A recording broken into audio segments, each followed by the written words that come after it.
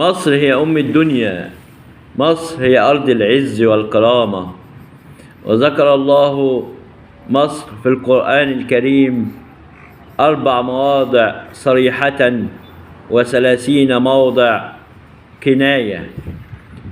مصر هي التي كانت تصنع كسوة الكعبة من عهد عمر بن الخطاب وحتى قبل 100 عام تقريبا. مصر وصى رسولنا الكريم أصحابه بمصر.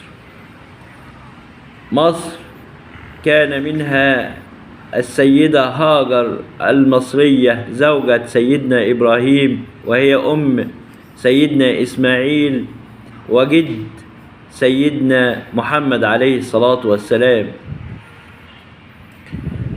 مصر فيها الوادي المقدس طوى، وفيها الجبل الذي كلم الله عليه سيدنا موسى في سيناء، وفيها الجبل الذي تجلى الله عليه فاندك الجبل دكا. في مصر نهر النيل الذي وصفه رسولنا الكريم محمد بأنه من أنهار الجنة. وفي مصر عاش سيدنا عيسى عليه السلام نبي الله ورسوله، وأمه السيدة مريم.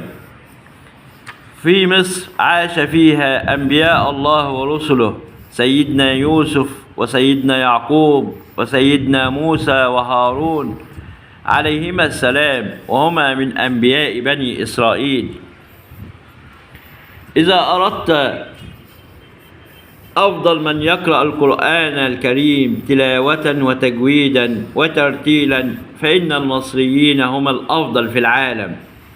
في مصر الجامع الأزهر الشريف الذي بني قبل 1000 عام وأصبح جامع وجامعة، وقدم الإسلام المعتدل للعالم، وأن طلاب جامعة الأزهر ينتشرون في ربوع العالم. مصر التي ذكرت في القرآن الكريم والتوراة والإنجيل.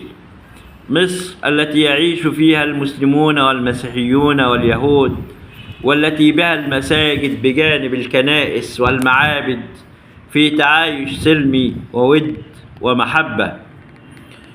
ماء زمزم تفجر إكراما للسيدة هاجر المصرية زوجة سيدنا